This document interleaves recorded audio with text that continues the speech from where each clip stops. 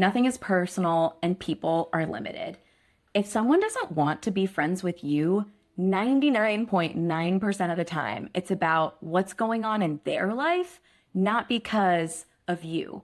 Sometimes individuals are in a situation where they are just dealing with so many things that they're in a time of their lives where no new people are allowed in.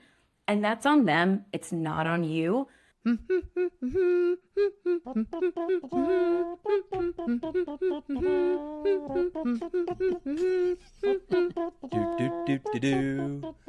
to the Friends with Benefits podcast, an Arcadia production. This is the show all about how to grow in business, lead with purpose, and live with intention. We're your co-hosting couple. I'm Jason. And I'm Sam. Welcome to the show, friends. Hey, friends. This is a really fun episode for a few reasons. One, it's our last episode before we take a break for the summer, because summers in Montana are really just meant for being outside. We are also hosting our third annual Arcadia Leadership Experience, July 27th through 30th. And at the time of recording, we have a few spots left. So if this is of interest to you, do not wait. These will sell out. ArcadiaLeadershipExperience.com for more information. But the other reason that today's guest is so exciting is because this is a conversation that we've had a few times on the podcast, but we've never really had anybody that has done research on this and has a framework and actual advice on how to make this better. Today, we're talking about making and keeping friends as an adult, because it is so hard. It is so awkward. It is so weird. And for Jason and I, who consider ourselves to be relationship obsessed people, this is something we think about and talk about a lot. So this is not a new conversation to the podcast, but it's certainly one that goes deeper into more tactical ways to do this without being creepy and things to try.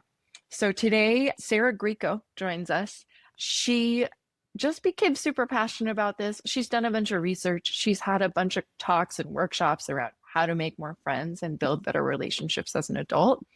And in our conversation today, she kind of walks us through some of those things. So go make some friends this summer. We will see you back in September, but don't be shy. Reach out to us on LinkedIn. Come see us this summer at Arcadia Leadership Experience. And we're so, so grateful that you listen. Okay, enjoy today's episode. Hey friends, welcome back to another episode. This one is something that we've talked about quite a bit on the podcast, but maybe not with somebody who is actually dove into it and done the research. We've just talked about the problem. So when I met today's guest and she was sharing with me what she is exploring and thinking about, I was like, wow, we need to have you on the show. So Sarah, welcome to the show. Thank you so much, Hello. Sam and Jason. I'm so happy to be here. Oh, this is going to be a good one. I have no doubt. It is going to be a good one. Sarah was introduced to us by a few Arcadians, which makes it even better. And I think this just goes to further cement the thesis of friendships are great and we need more of them in today's world. Definitely. Right. So And with a podcast called Friends with Benefits, we got to have somebody come on and talk about how we build friends, how we get friends, That's how we true. make friends. that's Exactly. not easy. And I did listen to your episode a few weeks ago about you talking about this issue. So I understand that it's something really close to your hearts and something that you're trying to remedy in your own lives. But I promise after the end of this podcast, I will be giving people some step-by-step actions they can take to not only be a better friend, but make new friends. So everyone here is going to learn a lot today. Love that. I can finally learn how to make friends. Yeah, everybody needs them. Even if you say you won't, which I think is so, that's part of the problem, which we can get to. Definitely. But I want to hear your story a little bit and how this became something that you became so passionate about, because this is something that literally everybody deals with, yet nobody, I don't want to say nobody, most people don't actively think about or pursue. So you've lived in so many places and you've worked at a few companies in the past 18 years. What did all of that moving and shaking teach you about making friends from scratch as an adult? Yeah, great question, Sam. So one of the things that I learned probably around my third move is that there are a few different things that I could do when I was moving into a new community or starting a new job that would really help me embed in the place that I was in. So, for example, right after college, I moved to New York City and started a job at Time Magazine, working with a bunch of other people my age. And I recognized at the time that I would be spending a lot of time with these people. So making friends at work at that time in my life made a lot of sense. But then when I moved a few years later to North Carolina, it was a little bit more of a family focused place. People were in different phases of their lives. I thought to myself, I need to make friends outside of work. So I did something, different between each environment, and then have since made friends, in person, online, at work. And there's a few through lines that really are a commonality between those things. But one of the things I've recognized is that depending on the stage of life you're in, you're probably going to meet friends in different places. So I imagine with the two of you, your parents, you've got a lot of activities going on. Where you make friends right now is probably going to look a lot different from when you were in your 20s. Yeah, that's for sure. I was laughing last night. We went to a concert, and like all the friends we saw were all the friends that we have from a daycare or an elementary school. I'm like, oh wow, we are really siloed into our friendships here. But that's okay, because you're seeing people at those places consistently, which means there's an opportunity to really deepen those relationships because you're probably seeing them a few times a week. Am I right? Of course, yeah. Yeah. And they've become good friends. When you say that out loud, it's such an obvious statement. It makes total sense. But I think that is something that gets overlooked by people potentially because, okay, when we were in our 20s, I don't know, you go out and meet friends at a bar or the yoga class, whatever it is. And then we don't make that conscious shift of okay, well, my life has changed. So the way in which I pursue friendships should also change. And then we feel like a failure because we haven't necessarily changed our outreach method to keep it in go-to-market terms. Absolutely. And this is where, kind of in the business terminology, I think you need to do a little bit of R&D. And one of the things I tell people is you really need to take time for self-reflection before you're making new friends. I think that's the step that's often missed when you're in this space where you think to yourself, I'd like to meet more people, I'd like to deepen my community, but maybe you don't spend time wondering about what that looks like. And so what I tell people is that you need to ask yourself 3 questions. The first would be, what kind of friend am I looking for? And be really specific. Are you looking for someone to have downtime with, to take your kids on a walk with, to go on adventures with? When I moved to Denver, I knew that I was looking for somebody who would do things with me, go on hikes, check out new areas, and that kind of thing. But then I think you also need to think about, what do I have to offer as a friend? Jason, Sam, you both have some incredible attributes that you bring to every relationship that you have. Think to yourself, what's your unique value prop, again, in business terminology, that you can bring to a relationship? And then I think the third and most important one is asking yourself, what kind of time do I have? Because the amount of time I had in my 20s looks a lot different in my 30s, and will also look different when I'm a parent or I'm more involved in work and things like that. But if you ask yourself those 3 questions, I think you'll really start to set yourself up for what kind of friendships you can build. It's interesting. I don't think many people take that approach. Sure. Yes. You just kind of wing it, right? And then it's almost like a spray and pray methodology. You're just going to talk to everyone that you talk to and, who you meet and that kind of thing. But if you're being a little bit more intentional and mindful about the kind of person you're looking to add to your life, it might help you hone in on the spaces that you go to and use for friendship making. Yeah, that's the one I was going to highlight the most. Is what kind of friendship am I looking for going into this? I think a lot of times you're going I need to find some a really tight group of people. You may not find that right away, or you may just find some people who have some commonalities. So getting honest about what sort of friend do I need, in this particular time of life or in this setting from this place. And I think that's a really good question to kind of go into a setting with. I was actually having a recent conversation with someone about they wanting to kind of get deep in friendships and relationships. So every conversation kind of pointed that direction.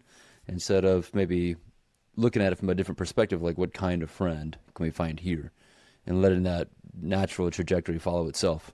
Or even the idea of having different kinds of friends. That's maybe a new concept for people. Like a friend is a friend. But like, actually, I want to ask a question on that. So like, explain to me, like, what kind of categories are we creating? Are we creating like work friends, family friends, adventure friends, deep talk friends? Like, what does that look like? How should people be thinking about that? Yeah. And I think, again, this kind of, goes into the phase of life that you're in. So I think you even can be more specific than, work friend and even parent friend. But you might be looking for a parent friend who you can gossip with about the craziness of, daycare or school or something like that. Someone who you can have a real honest conversation with. That's going to be different than just a generic parent friend, right? Mm-hmm. I think there's also, you can ask questions about how you want to feel around that person. Do you want to feel energized and excited? Do you want to feel calm and secure? I think really getting into the nitty gritty about even looking at some of your former friendships or current friendships, noting what you like about those. And if you're looking for new friends, maybe writing down a few of the things that those people make you feel and what kind of things you enjoy doing with them. And that can really help you isolate. Okay, I'm looking for someone who can go on a long walk with me after dinner, or I'm looking for someone who's a little bit more casual. We're just gonna, talk about more surface stuff, but we see each other on a regular basis. I think it's worthwhile to ask those questions of yourself, which is hard, right? It takes a lot of time to figure out, what am I looking for in this space? I think that's so cool because I'm going off topic a little bit here, but we've talked about this a little bit on the show, Jay. Well, because you're my husband, but like, I feel like a lot of times in romantic relationships, we put so much pressure on like that person to be the thing for all needs, entertainment, like everything we need outside of ourselves. But thinking about friends serving different purposes to help you live the most full life you can live is a really cool idea that I hadn't thought about before. Yeah, and I think that's one of the biggest, issues I hear about from couples, especially women. They'll say, my husband doesn't have a lot of friends. I'm his only friend. And that's a lot of pressure to put on the relationship. If you have a strong community outside of your partnership, you're going to come back to your partnership and have a deeper, richer experience because you're bringing new perspectives to them. Okay, this was not the next question I wanted to ask you, but you just said this, and I'm going to ask this on behalf of Jason because we've talked about this a lot. Sure. I think that example is very poignant. Why do men have a harder time making friends than women? Yeah, that's a great question, Sam. And I think, unfortunately, culture has not encouraged men to be as vulnerable with each other as women have. 100%. It's very easy, I think, for women to just join a group or do something where, you can have a casual conversation that might lead to something a little bit deeper. I think sometimes it's hard for men, at least from what I've heard in men looking for new friendships, to spark that conversation with someone else. But what I say there is I actually think that barrier to entry for men is a lot lower than women because there's a lot of activities that men do together, sports related mainly, that can really yield some amazing friendships. And I think too, when you're a parent and you're bringing your kids to new activities and things, you're seeing people on a more regular basis, that's a really ripe ground for friendship making if you're in the same space. And you can say to the dad next to you, oh man, my kid's been having a really tough time with XYZ. How's your kid doing with something like this?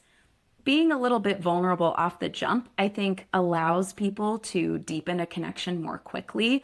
But I think the reason men really struggle with this is because there's this, stereotype of being like a lone wolf or, someone who's just kind of there and maybe not participating in the things around them. I don't know, Jason, is that something that you see as a guy trying to make new friends or deepen their relationships?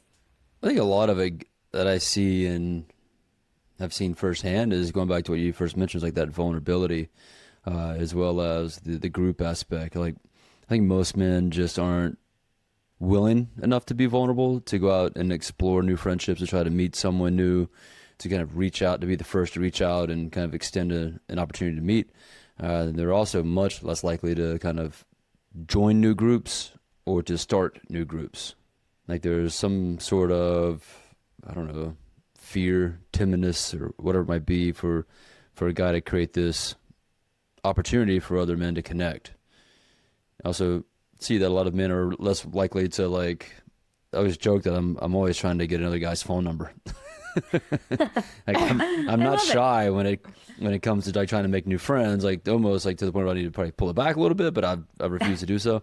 But I would say most men are not suited that way. Totally. I hear that. And that's where you can, step in. It sounds like you're already being the change in a culture that has previously said, hey, don't say anything, don't ask for anybody's number. The fact that you're doing this will encourage the men you meet to do it themselves. And I do think we're in a bit of a culture shift right now because there is a widespread loneliness epidemic going on.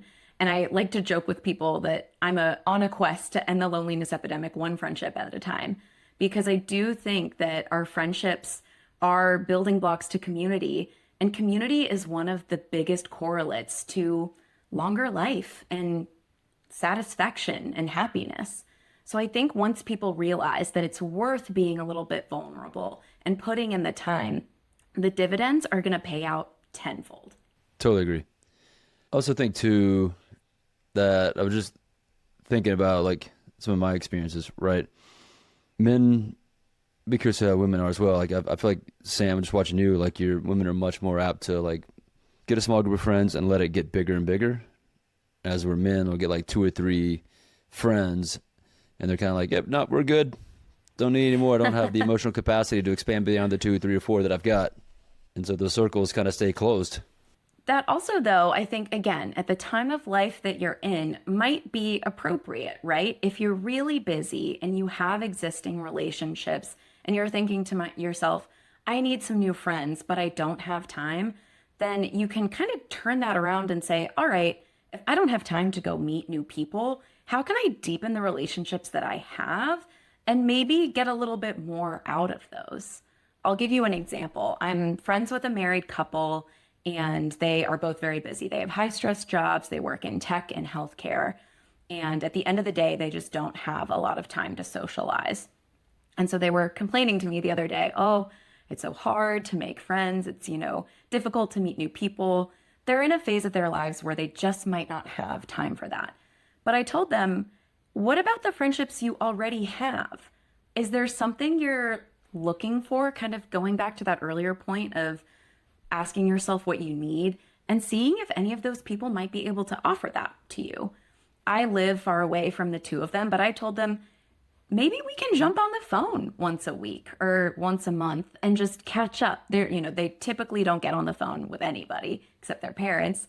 But I said, hey, if you're in a time of your life where you're oversaturated, maybe we can talk a little bit more. Maybe the people who live in the next town over that you say you haven't seen in a really long time, why don't you set up, a bi-weekly or monthly ritual where you go to the park or you get together with their kids or something like that. I think that can sometimes, even though, Jason, like you're saying, men tend to keep the groups a little bit more close, there's actually an opportunity there to maybe make those relationships a little bit closer and get more out of them. Of course. I think it's funny that we have to create a ritual or have a planned phone call when, 20 years ago or so, it was like you had to call your friends. Like that's the only way you can get in touch with them. But now it's like I try to call a friend and I'm like, I'm a psychopath because I called before I didn't text before I called, or just straight up called, and obviously gets into voicemail 100% of the time. As my voicemail's like, hey, psychopath here, just calling, so I want to say hey. Yeah, but I also don't think it has to be a grand thing. Well, I think it's become that, though. Like, we were sitting at the dinner table the other day, and our kids were looking across the field, and they were like, can we go to Luis's house? And I was like, no, you can't just go to somebody's house. And Jason was like, yeah, this isn't the 80s. I was like, oh, wait, that's so weird. Like, that used to be the way that you just moved through the world. I know. I know. Isn't that crazy? I do think, though, there is opportunity. I mean, they live across the street. They're in your neighborhood.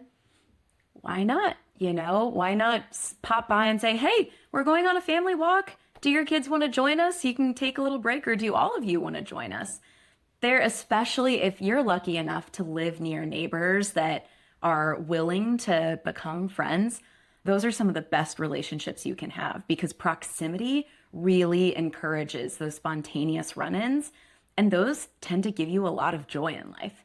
So even though it sounds like psychotic and crazy, I think those random run-ins are actually kind of nice. And this is actually something I was going to say. So it doesn't have to be like a grand gesture. I mean, sometimes I'll have a friend call me when they're 15 minutes in the car and they're like, hey, I had a few minutes, just wanted to say hi, see how you're doing.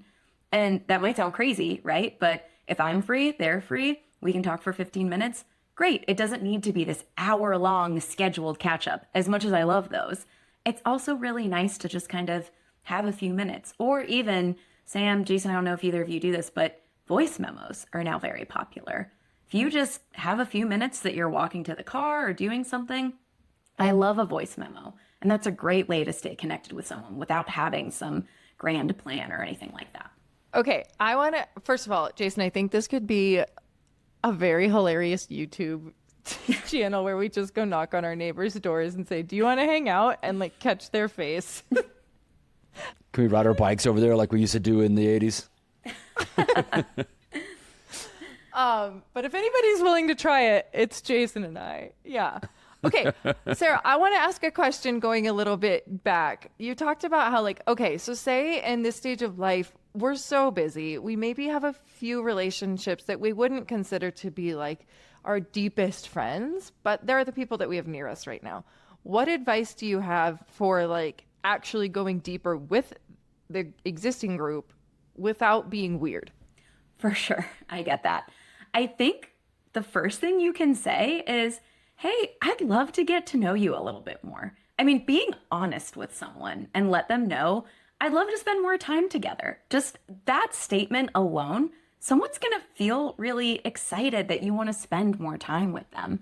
There was a couple that I was friends with at the gym, and we would see each other every morning at 5:30 when we were doing our workouts. And I always had such a good time laughing with them and making fun of the fitness instructors.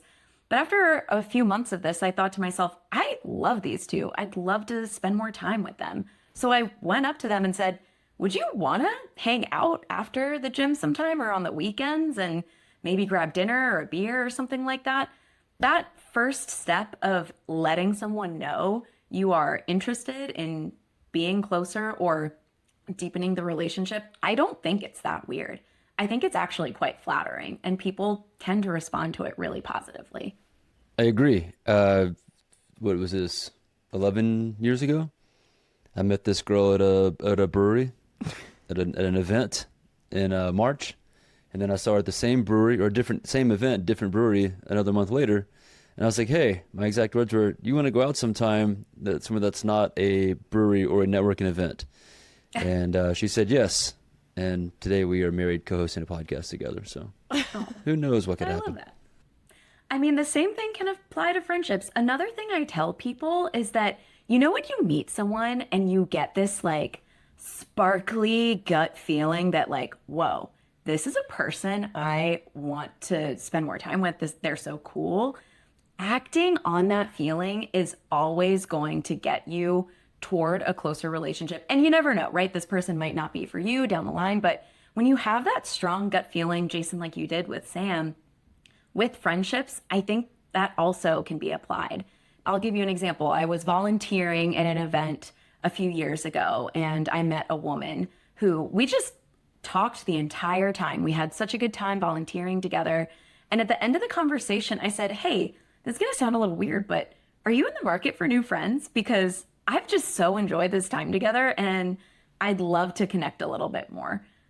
She was kind of surprised, and it's funny because she tells this story to this day. She's like, Sarah just asked me if I was in the market for new friends. It was so wild, but I said yes, and we started a weekly ritual where we'd go on a walk together. We had the time, right? We were in the space of life where we lived close to each other, and we were trying to get a little bit more exercise after the workday. So that's something that we started off, and I'm going to her wedding this weekend, and she's one of my closest friends. So you never know when that feeling is just going to, make you feel bubbly and excited inside.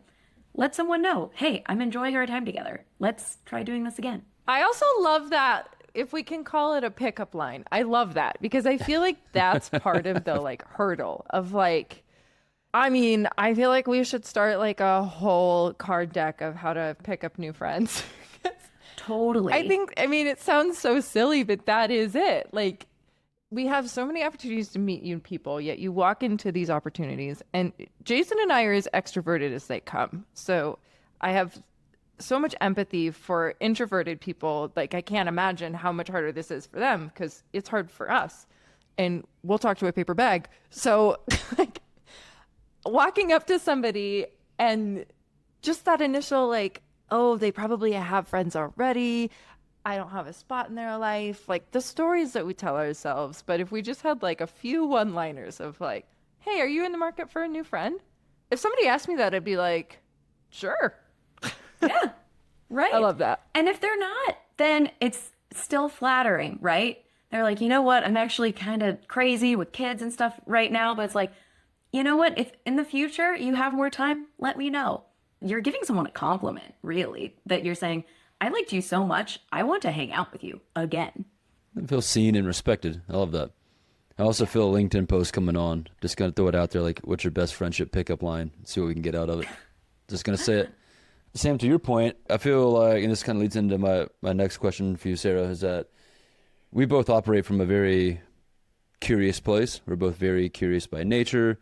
We have a lot of curiosity with life, people, etc. So, Sarah, I'd be curious to hear from your perspective, like the importance of curiosity in establishing new friendships and maintaining existing ones, but mostly like the importance of curiosity when it comes to building these new friendships. Definitely. Great question. It's funny because in my friendship workshop, I tell people that one of the most important attributes of making a new friend is curiosity. And that's tough, right? Because, when you meet someone new, you don't know a lot about them. You might have a lot of things you want to say about yourself. But I try to say asking questions is one of the most important things you can do in a new relationship. Because when you truly start to see and appreciate someone, you add to their life and they add to yours. And curiosity is a huge part of that. One of the things that I noticed when I started thinking about doing a friendship workshop is I had joined a women's volunteering group. And 99% of the women that joined that volunteering group told me, oh, I'm here to make new friends. But then you'd get in a group situation or you'd be volunteering with someone one-on-one and you'd be in a position where someone wouldn't ask any questions. I know this is something that I've heard a lot of women complain about on dating apps and, being out there in that space. I think there's a lot of hesitancy to ask people questions. But if you lead with curiosity, you're really going to start getting to know someone.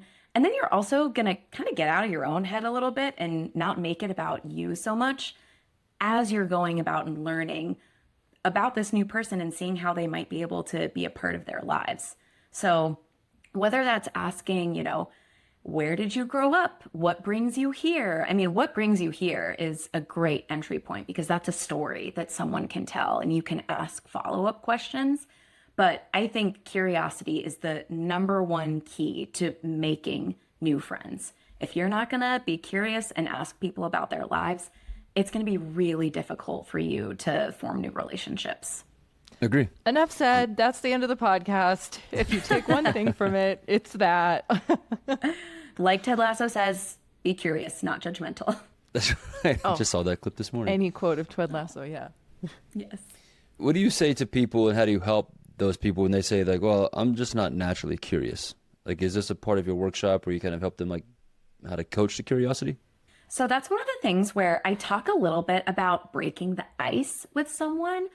That is something like small talk is something that a lot of people hate, right? But you can practice small talk and get a little bit better about breaking the ice with someone because small talk opportunities are abound, right? You can do some small talk with someone at the grocery store. You can small talk with the parents at your pickup line or someone at work. And that's where I tell, especially the more introverted people that I meet, that you can really just follow this acronym that I like to use called ARE.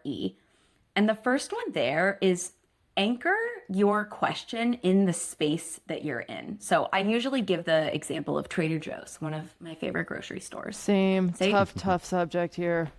Oh, we don't have one yet. You don't? Oh, Trader Joe's, if you're listening, Bozeman needs one of your stores. Trust me, I email them every quarter. I love that. Say it's your favorite grocery store in Bozeman. You're standing in line, lines long, and you notice the person in front of you has gotten one of the same treats that you really like. You can say something along the lines of, oh, I noticed that you got the same tartine that I really enjoy. What do you think about them? The R would be revealing something about yourself. Like, I actually get those tartines every time I'm here. And you could, show them it in your cart.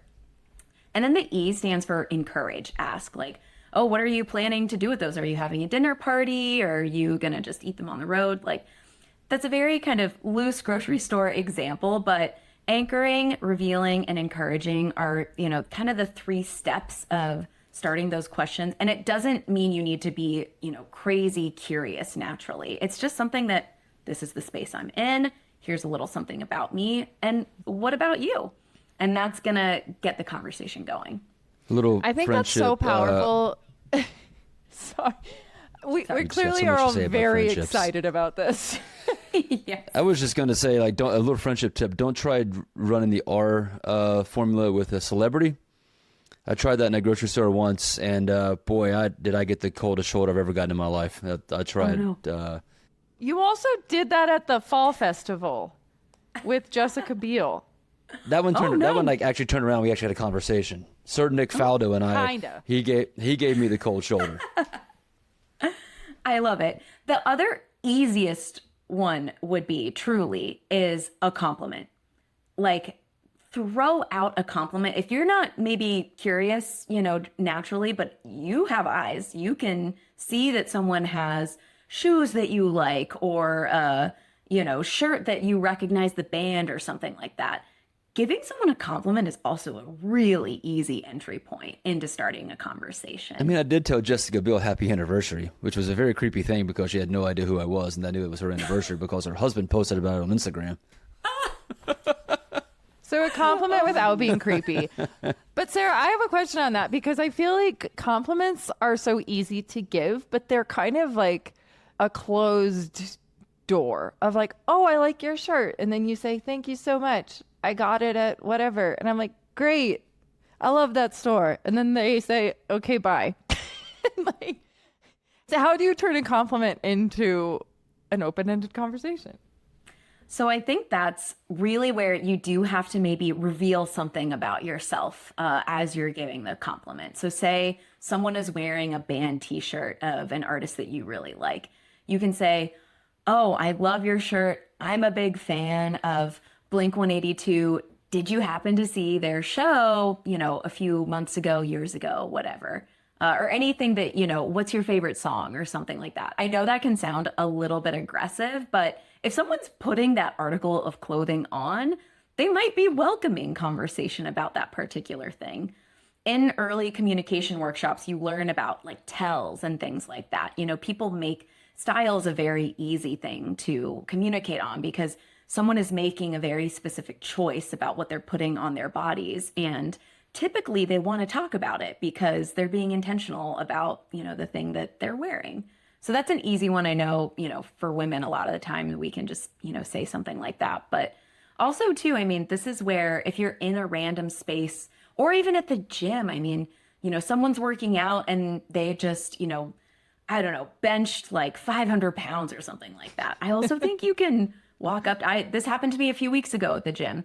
There was a guy there who he was benching a crazy amount of weight. And I just walked up to him. A few other people did this too, because we were all noticing that he was really like lifting something intense. We were like, man, like that's pretty impressive. Like, how long has it taken you to get to this point? I think it doesn't necessarily have to be about like what you're wearing, but it can also be about what people are doing. And that can lead to questions that you ask as well. Okay, the one thing I want to call out, at least from personal experience, is I love this like framework the ARER framework because it gives you something to anchor around. It takes practice. These things take a ton of practice, but I think having like something to practice is a great first step. I want to ask you about the close. How do you move from that to like formalizing a friendship, or to Jason's point earlier, getting somebody's phone number, defining next steps? How do we turn this into a sales call? Yeah, I love that. So I think one of the things you can do, especially if the conversation, tends to go on a little longer than you might expect. I mean, as you're practicing small talk and things like that, you also might meet people who are shut off and don't want to talk about things or extend the conversation.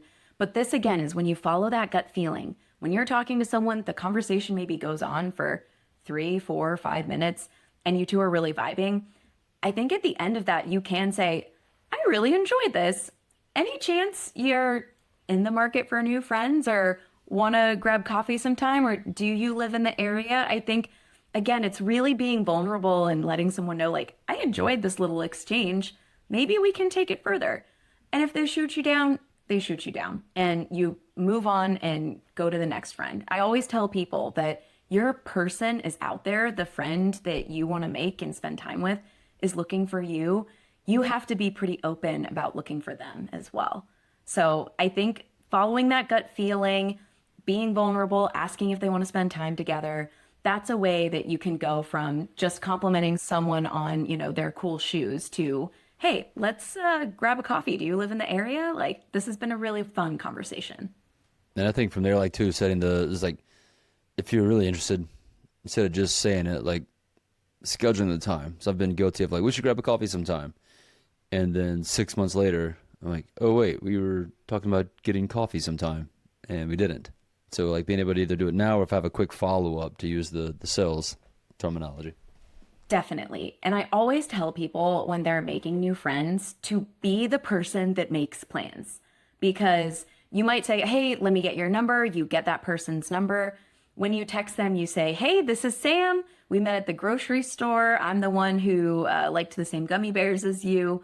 Any chance you'd want to grab coffee next Sunday, maybe in the morning or afternoon? Like, let them know when you have time, because otherwise, you can just end up in this texting relationship back and forth where maybe you're not making plans. But I always tell people that you just need to make it happen. Take the lead, offer suggestions for something that you could do. Also propose something that's easy. Say you met this person, in a certain part of town, maybe propose going back to that part of town. And also, too, when you're meeting someone new and if they're throwing out plans, accept an invite. I think a lot of times people will be like, oh, I'm too busy. If you're trying to make new friends, you really do need to make a little bit of space and say yes to things you might not always say yes to. You had mentioned this earlier, like this is still running in the back of my head, but about how if a friend calls you, you pick up the phone. And I was like, oh my God, I don't know the last time I picked up my phone. Like if somebody calls me, I'm like, I'm also notorious too. Like I think I have 280 unread text messages. Like I'm a terrible phone user. However, it is something that since you said that, I'm like, wait, I think in today's world, I've just convinced myself I'm so busy, like looking at this bigger screen that I can't answer that little screen to take time to like actually talk to a human that put in the effort to call me. And so reframing that of like, oh, yeah, I have 5 minutes. Let's catch up is so much easier than putting that off to schedule an hour phone date, as we like to say. Yes, yeah. And I think, too, this speaks to something that's been in the zeitgeist a little bit more recently, which is increasing your surface area for luck. That I feel like I've seen probably 10 Substacks about that in the last 3 months. And one of the things that people who have a big luck surface area do is they take more shots on goal. And they're saying yes to more things. They're taking more risks. And I think in friendship making, just picking up the phone more, saying yes to things. I mean, again, if time allows, right? Or are we in a space where we've convinced ourselves, like you were saying, Sam, that we don't have the time, but really you do have 5 minutes to talk about something like that. So not only will picking up the phone answering the text or the Slack message or the LinkedIn conversation, not only will that, bring someone new into your life or deepen your relationship, but also it will allow you to make more touch points. And you never know when a relationship is going to bring you your next opportunity. Yeah. The other point that you've been making that is a new concept for me, maybe just a new way of thinking about things, is I think in friendship making, we're so scared of rejection. And we all put on this, like we talked about this, but this hat of like, they already have friends, they don't have room for me in their life. And it becomes like a reflection on us rather than, you just said it, like maybe you don't have time for friends in your life. And that's probably true for the people you're trying to make friends with. Definitely. I think if there's one mantra that I could live by with a situation like that, it's that nothing is personal and people are limited. If someone doesn't want to be friends with you, 99.9% of the time, it's about what's going on in their life, not because of you. They've got a situation or a limitation that is preventing them from accepting a new friendship. And I know that's hard because, especially in a world where I think our egos are even more fragile because we live in very frictionless societies where everything we do, there's no barrier to entry. It's all so easy. And so when something doesn't go our way, it can feel a little bit more intense. There's this rule of no new people. Sometimes individuals are in a situation where they are just dealing with so many things that they're in a time of their lives where no new people are allowed in. And that's on them. It's not on you. And again, this goes to taking more shots on goal. If you can move on and ask another friend, another new potential friend, you may find that they have the time, they have the space for something like that. So it's tough, right? I'm the queen of taking things personally, but if you can practice that skill of saying, all right, no worries, and moving on, you're also kind of teaching yourself a little bit of resiliency as well.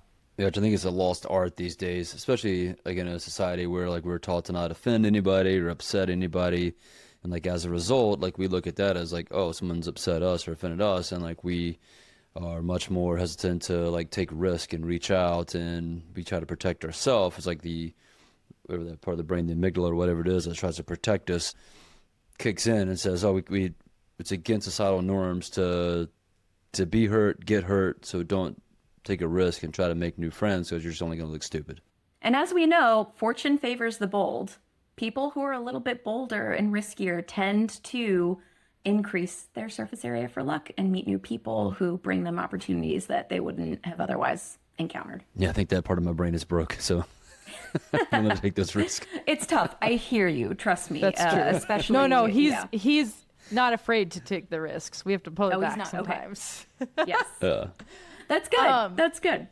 Conversely, though, I think the other side of this coin that I'm taking from this conversation is like, not that I'm turning down friends left and right, but I am notorious for getting people's numbers and then like we can't follow up to make it happen.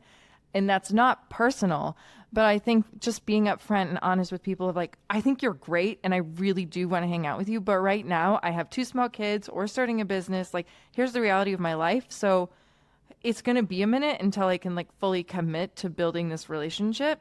And I think you're great. So like being upfront about that, I think could be really helpful from your perspective too, because you would want to hear that on the other side.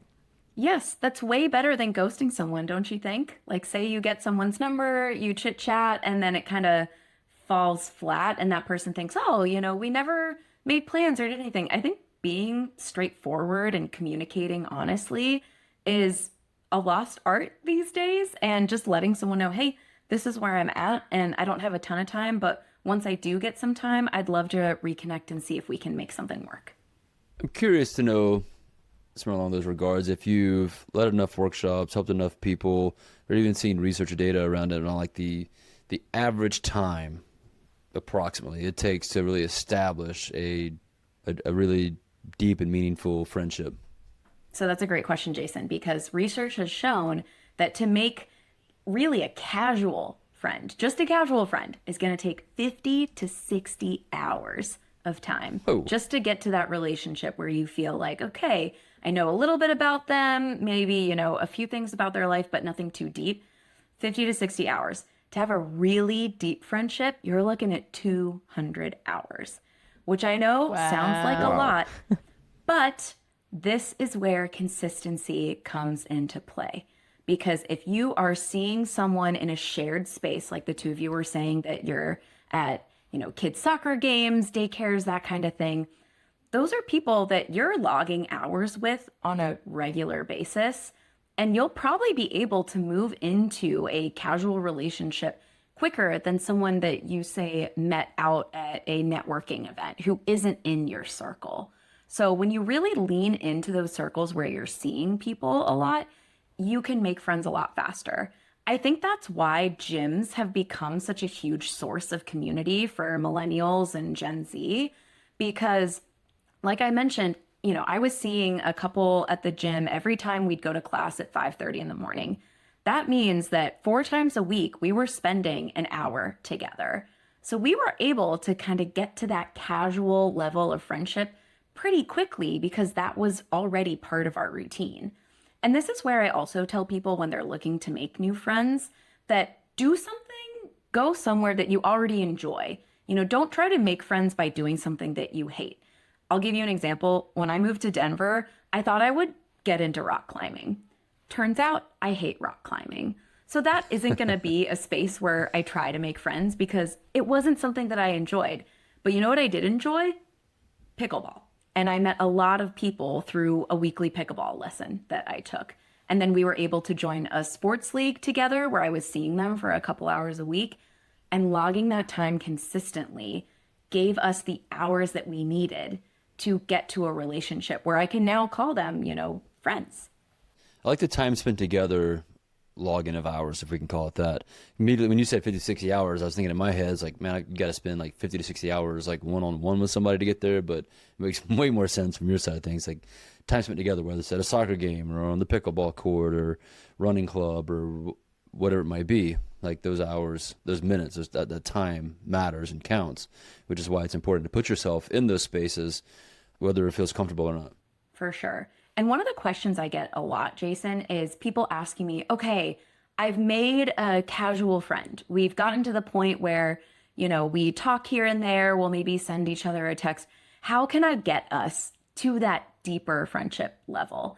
And that's when I say, is there an opportunity for you to do something where you're spending maybe a day together? One of the things that I tell people in Denver especially is, can you go on a hike with this person? Because that might be a 2, 3, 4, 5 hour activity, depending on the intensity level of the hike. But you're logging kind of deeper hours with that person and being able to have conversations that you might not have when you're at the gym or at work or something like that.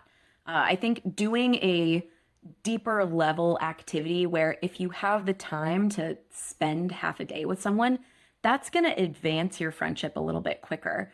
And you're going to get to a point where those 200 hours, they're in the rearview mirror because you've gone on maybe a few hikes together, or you've played a few games of pickleball or bocce or what have you together. I think that's the coolest. And I love, you're such a great example. I love that you're actively living this. We talk about this a lot, the absence of third places in today's world. But I think you're proving us wrong in that you just debunked several of them. Like, go to the gym, join a club. Like, even in your presentation, in your workshop, you list multiple things. And so I am going to eat our words and say, I think those are an excuse. And there are definitely ways to get out of your house and go meet new people. So Sure. That said, I do think societally we need to set up an infrastructure for more third spaces. Some places are better at this than others. I mean, parks are a third space, right? I'm sure Bozeman has plenty of parks and that's a free space. But, if it's a cold winter, you might not be going to the park as much. Like, where are some indoor places that, really, the government should be setting up? Libraries are an incredible third space, right? Because they're free, they're open to the public. And a lot of people might not know this, but libraries offer free classes all the time. And it's a great place to go meet someone who has a shared interest and learn something new together. And then you can start that, small talk conversation that could lead to a friendship. I put up a LinkedIn post last week that got some really interesting feedback. I just asked the simple question of, if you landed in a new city tomorrow, like where and how would you go make friends? We got over 60 comments, which is pretty great. If people drop in suggestions of what they would do, how they would start to go make new friends, how they would find their people. So if you're listening and curious about, how to start landing in different spots, it's a great list of places to go and try to meet new people. Definitely. Yeah, I enjoyed reading that list. There were some things that I hadn't even heard of in there that I thought, oh my gosh, that's a great place to meet new friends. So I love that you did that call out. It was fun. It was fun to see everybody's different responses. Okay, I want to be respectful of time. I have a few more questions. One thing, I think that we all have felt the inverse of this, or the reciprocation of this, if that's a word. We have great friends, and then we have good friends. Can you talk about some things that you can do to go from being a good friend to a great one? Definitely. Yes. I think as you're, deepening that relationship and you're talking more, there are a few things that I tell people to do. At the first one being, show up for that person. Try to be the person who is the villager. Make plans together. Or if you can, have some sort of scheduled hang where you're going to see them at a certain time. Be really engaged in conversations. Make sure that you're checking in about their interests. And if they're going through a really tough time, see if there's a way you can help. Showing up for our friends really doesn't take a lot of work. I think sometimes people think that it's this super laborious thing, but even sending someone a quick text that said, hey, how's the first week of the new job going? Or, oh, I remember you had that project that was due. Did you get it done? Just making sure that you're really listening to understand someone and not just, go back and forth in a conversation, and remembering some of the things from that conversation are a really great way to show up for someone. But I think too, as you're getting into territory where you've been friends with someone for, years and years, and there's some things you want to do to maybe let them know that you care about them. One of the first things I always tell people is put your friends' birthdays in your calendar. I have a Google Calendar like a lot of people. I just make sure that I put a reminder in when it's a friend's birthday so that I can text them day of, or if they're a very close friend, I'll have a reminder go off a week before so that I can send them a card. I think another big thing that people really love is if you let someone know, oh, I watched this show, it was really good. I thought it was, one of the more interesting things that I had watched. If you go home and maybe watch an episode of that show and report back to them on what you thought, not only is that person going to feel really seen and heard because you took their recommendation to heart, they're also going to feel like you're engaging with them because you're asking a question about this thing that they gave a recommendation on. I joke with people that is the number one way to feel like you are feeling that you are being seen as a friend. I'm sure if either of you have given someone a recommendation and they've come back to you and said, hey, I read that book. You were right. It was really great. You feel like, oh, you care enough about me that you went out and did this thing. It's very heartwarming.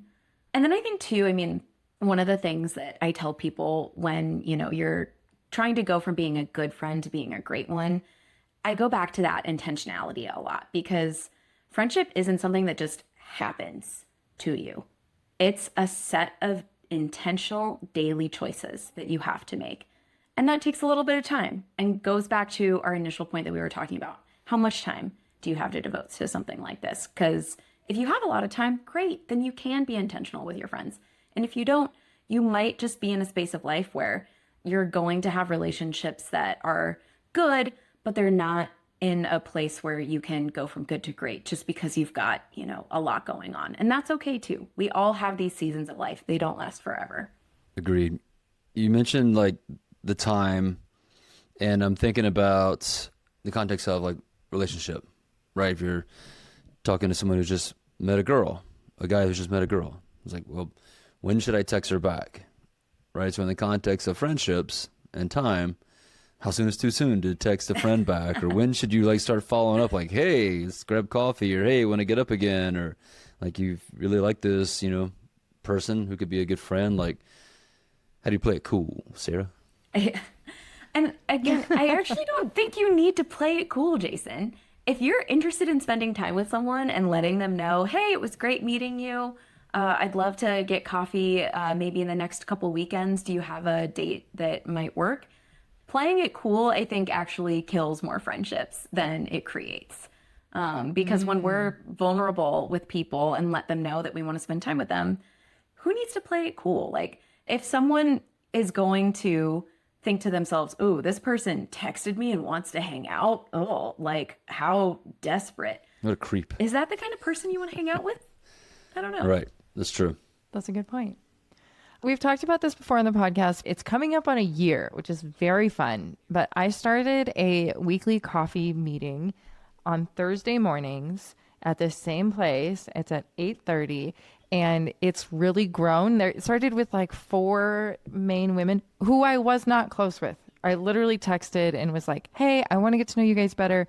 I'm going to be at this coffee shop every Thursday at this time. I'd love for you guys to join if you can make it. If not, no worries. And since people have invited new friends, it's grown to be like, I think we have a text thread of like 20 people with like 5 consistents. But I read this article the other day. I am going to butcher this because I don't speak German, but there is a term in German called Stammtisch, which is Stammtich. And basically what this is a consistent meeting place where people don't have to RSVP. They show up if they can. And if they can't make it, they're missed, but they're not judged. And I unintentionally started this. The reason I bring this up is because I think I have 20 friends now that I consider like good, close friends because I see them twice a month, which at this stage of life is a lot. I think you've exceeded the 50-60 hour rule. Definitely. Yeah. And I think creating just a consistent space for like people to gather under those pretenses is so much easier than we maybe lead on. So maybe something to consider. Yes. And Sam, what you've done is you've created a ritual. Yes. And it's a community ritual too. Like, it's not mine, it's ours. And it's one of my favorite things that I have in my life right now. So to come full circle, I think it's very interesting how friendship is one of the single most important things that we have as humans. And yet we expect it to just happen, and we're not intentional, to your point, about building it or creating space for it. And then we get really sad and depressed when we don't have it.